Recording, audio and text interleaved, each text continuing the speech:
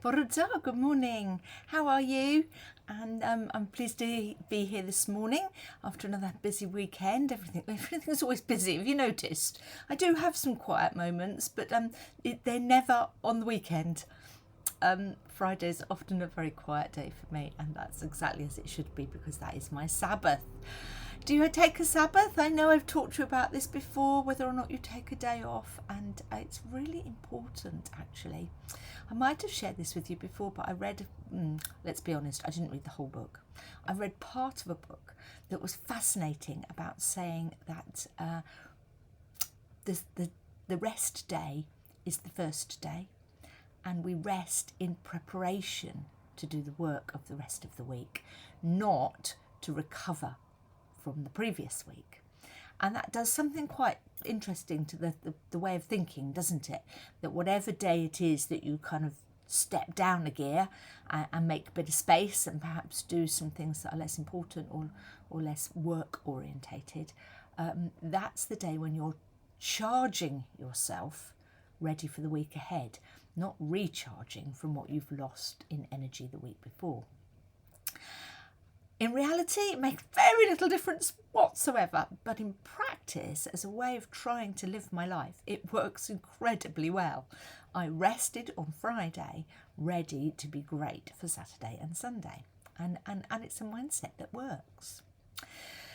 So in amongst all of that comes, of course, the bigger rest times, and I just need to tell you that I'm on holiday as of the end of next weekend, so we're leaving very late on Sunday night. I'll be away for 3 Mondays. That's the way the flights work out and so on, and so there won't be a little video for you for the next 3 weeks at least. I will try and cope with the jet lag and put something up in 4 weeks time. I'm sure I'll be fine by then, I really am, and I can always record it ahead of time, can't I? I'll be certainly back in work by then. 2.5 weeks holiday. Can't wait. Now, August is a really interesting time, isn't it? Because lots of people go away, lots of people see it as a time to do something different, and lots of us are just keeping things going as well. And I was thinking about what that does for our prayer life and what it does around our conversations with other people, some of whom are just plodding on and others who seem to be doing exciting and extraordinary things. And I came across a beautiful blessing from Jan Richardson. And I thought I would share that with you today and hope that it will carry us all through until we meet again in a few weeks' time. So I'm going to read this blessing from the book called Circle of Grace. It's that book there, look.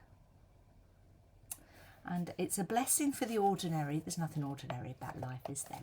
But this is her. Oh, can you see that cat down in the corner there? No, that way. One of our new cats. I'll tell you that story another day. A blessing for the ordinary. Let these words lay themselves like a blessing upon your head, your shoulders, as if, like hands, they could pass on to you what you most need for this day, as if they could anoint you not merely for the path ahead, but for this ordinary moment that opens itself to you. Opens itself like another hand that unfurls itself, that reaches out to gather these words in the bowl of its palm. You may think this blessing lives within these words, but I tell you, it lives in the opening and in the reaching. It lives in the ache where this blessing begins. It lives in the hollow made by the place where the hands of this blessing meet.